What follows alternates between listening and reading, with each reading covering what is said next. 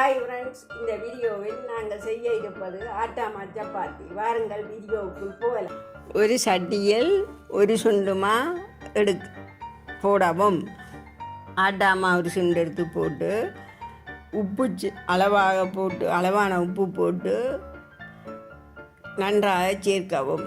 மாவுடன் உப்பை சேரும்படி நன்றாக இல்லாடவும் சேரக்கூடிய மாதிரி நன்றாக சேர்க்கவும். சேர்த்ததும் ஒரு கப்பில் தண்ணி எடுத்து தண்ணீரை கொஞ்சம் கொஞ்சமாக விட்டு குழைக்க வேணும். ஒரே தரத்தில் தண்ணி விடக்கூடாது. விட்டால் தண்ணி கூடும் அல்லது இதை பதங்கள் பிழைச்சிடும். கொஞ்சம் கொஞ்சமாக விட்டு பதமாக குழைக்க வேணும். குழைச்சிட்டு ஓரளவு தண்ணி விட்டு பதம் ஓரளவுக்கு வரை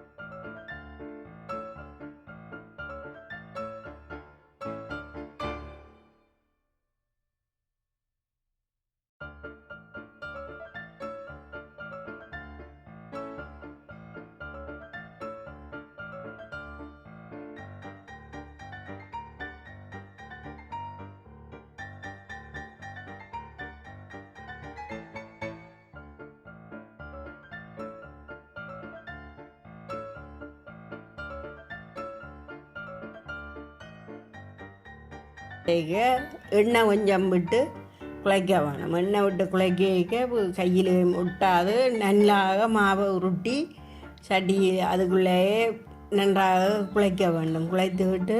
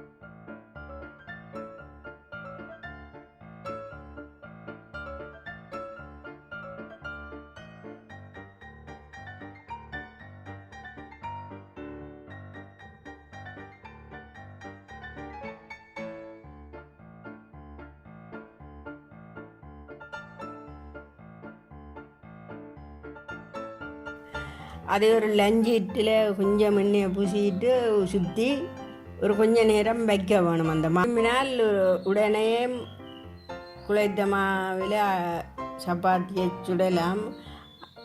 கொஞ்ச நேரம் வச்சு விட்டு சுட்டால் சப்பாத்தி டேஸ்டாக இருக்கும். நல்ல பொங்கி நல்ல இதாக வரும். கொஞ்ச நேரம் வச்சுக்கிட்டு ஒரு தோசை தட்டு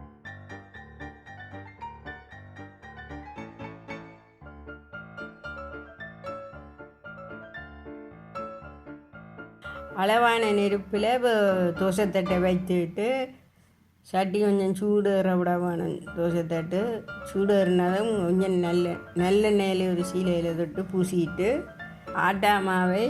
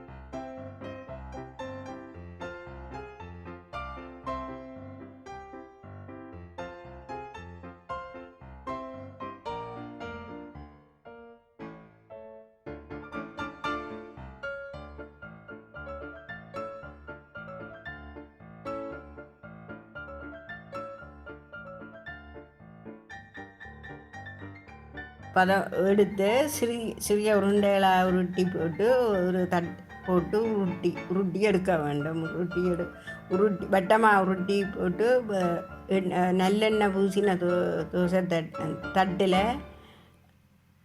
இதை போட்டு சுட்டு பதத்துக்கு எடுக்க வேண்டும். இப்பொழுது சரி.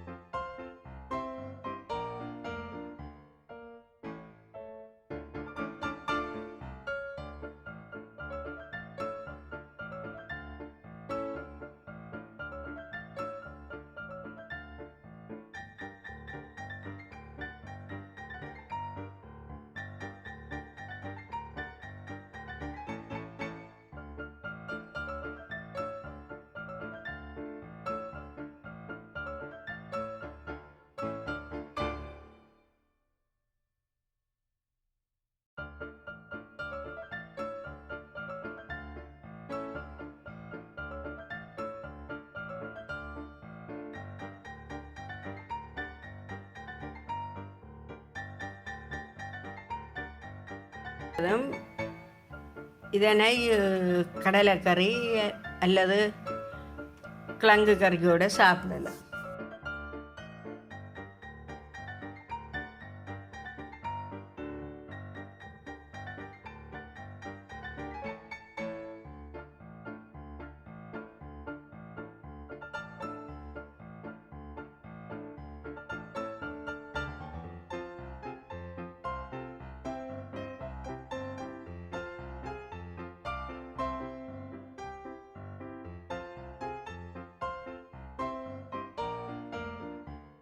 இந்த ஆரோக்கியமான சுவையான சப்பாத்தியை செய்து பார்த்து குடும்பத்துடன் சேர்ந்து சுவைத்து மகிழுங்கள். இந்த வீடியோ பிடித்திருந்தால் லைக் பண்ணுங்கள். நன்றி, வணக்கம்.